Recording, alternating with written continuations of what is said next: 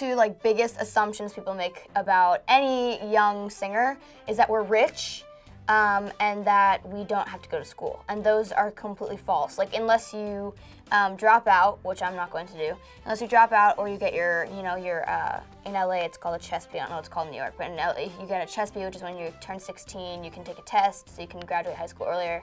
But for the most part, like we all still have to go to school if we're under the age of 18, and then, a lot of people just choose not to go to college when they're in this career path, but we do have to finish high school, and we're not automatically rich, because really the only two things that you make money off of as a singer are merch and like actually performing on stage, like touring. People a lot of the times assume that like, oh, like people bought her stuff on iTunes, she must be a millionaire, and it's just, that's not how it works at all. And I think it's so frustrating that people just don't understand, so I always make sure to remind them, like, guess what I'm doing? School, because I'm just like you.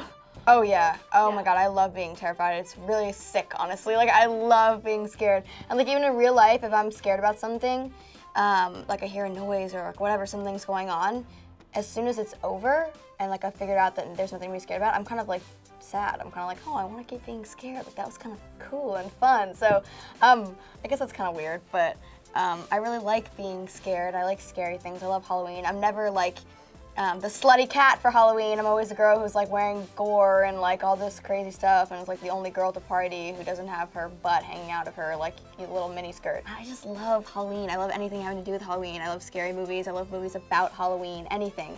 I love it. It's my favorite time of year. I'm so weird. This is gonna sound so lame, but I have it all like in my head. I can hear it.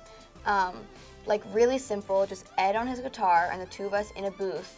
And a lot of times when you do a collaboration with someone, like, you guys don't even record the song on the same day. Like, it'll be in a completely different studio and they just put them together and you don't even see each other.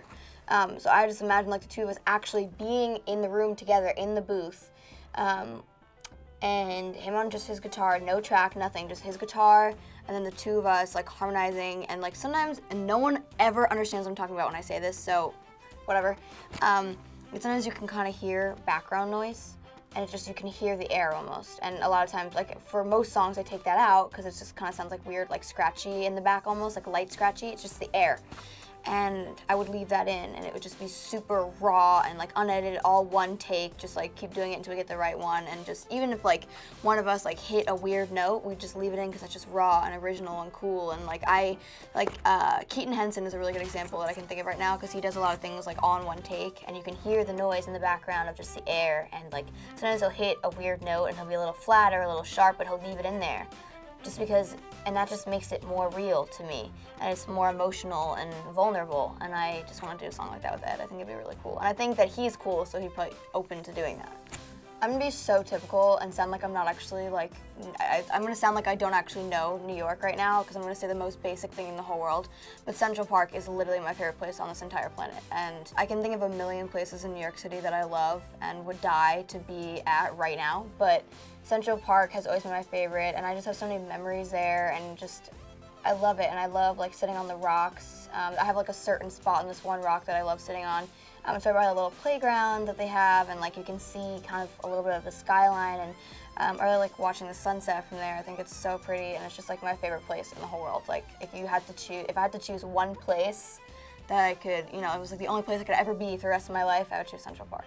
They did their own thing, and a lot of bands at the time were kind of trying to be in the grunge scene, but Nirvana somehow was different, and it's proven because of how long they've lived, even after the band, wasn't a band anymore.